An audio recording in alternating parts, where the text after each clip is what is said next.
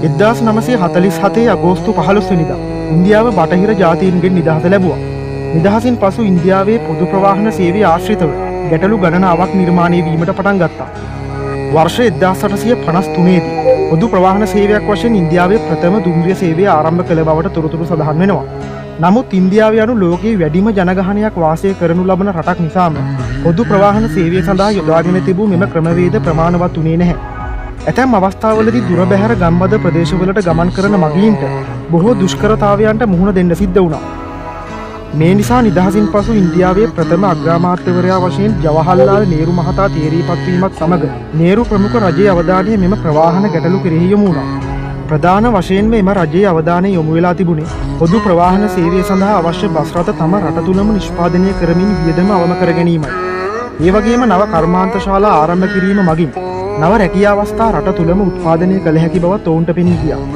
ඒ අනුව ඉන්දියාවේ කාර්මික අංශයේ නව ව්‍යවසායකයන් සොයා යමින් ඔවුන්ට නොමදව රාජ්‍ය අනුග්‍රහය ලබා දී ඔවුන්ව දිරිමත් කිරීමට ඉන්දියානු රජය පියවර ගත්තා. මේ අවධියේ ඉන්දියාවේ දක්ෂ කර්මාන්තකරුවෙකු වුණ රඝුනන්දන් සරන් නම් පුද්ගලයා විසින් වර්ෂ 1948 දී අශෝක් මෝටර්ස් නමින් නව කර්මාන්ත ශාලාවක් ආරම්භ කළා. මෙම අශෝක් මෝටර්ස් සමාගම වෙත රජයේ අනුග්‍රහය ලැබීමෙන් පසු එංගලන්තයේ ඔස්ටින් මෝටර් රථ සමාගම සමග ඒකාබද්ධව මෝටර් රථ 11 කර නිෂ්පාදනය කිරීමේ සමාගමක් වශයෙන් ස්ථාපිත කෙරුණා. නමුත් ඉන්දියාවේ ප්‍රථම මෝටර් රථ සමාගම බිහිවන්නේ බ්‍රිතාන්‍ය පාලන සමයේදීමයි. වර්ෂ 1942 දී ස්ථාපිත කළ එම සමාගම හින්දුස්තාන් මෝටර්ස් නමින් හැඳින්වුවා. කෙසේ වෙතත් අශෝක් මෝටර්ස් සමාගම එංගලන්තයේ ඔස්ටින් සමාගම සමග ඒකාබද්ධව මෝටර් රථ 11 කිරීමේ සමාගමක් වශයෙන් වර්ෂ 1948 දී ඉන්දියාවේ චෙන්නයිහි ස්ථාපිත කරනු ලැබුවා. මේ රූපයෙන් දැක්වෙන්නේ එලෙස නිෂ්පාදනය කළ අශෝක් මෝටර්ස් ඔස්ටින් මෝටර් රථයක රූපයක්. අශෝක් යන නම සෑදී තිබෙන්නේ අශෝක යන සංස්කෘතික වචනයෙන් වන අතර එහි තේරුම වන්නේ දුකින් තොරව හෝ සතුට ගෙන දෙන යන අදහසයි. ඒ වගේම සුප්‍රසිද්ධ ඉන්දියානු අධිරාජ්‍යයකගේ නම වූයේද අශෝකයි. මේ නිසා මෙම සමාගමට අශෝක් ලෙස නම් තැබූ බවට සඳහන් වෙනවා. නමුත් මෙම නම යෙදීම සම්බන්ධව තවත් මතයක් තියෙනවා.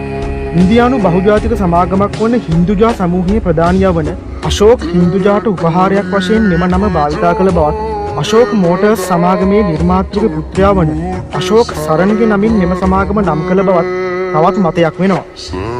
කෙසේ වෙතත් වර්ෂ 1954 දී අශෝක් මෝටර්ස් සමාගම විසින් බ්‍රිතාන්‍යයේ ප්‍රමුඛ පෙළේ වාහන නිෂ්පාදන සමාගමක් වන බ්‍රිටිෂ් ලේලන්ඩ් සමාගම සමග ගිවිසුම්ගත වීමත් එක්ක එතැන් පටන් ඉන්දියාවේ අශෝක් මෝටර්ස් සමාගම අශෝක් ලේලන්ඩ් සමාගම වශයෙන් සමාගමේ නම වෙනස් වුණා.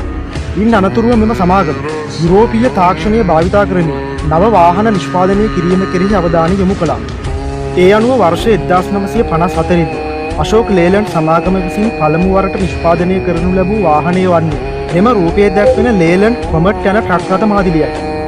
ඉන් අනතුරුව අශෝක් ලේලන්ඩ් සමාගම විසින් මෙම රූපවල දැක්වන ආකාරයේ සැහැල්ලු බස් රථ නිෂ්පාදනය කිරීම ආරම්භ කළා.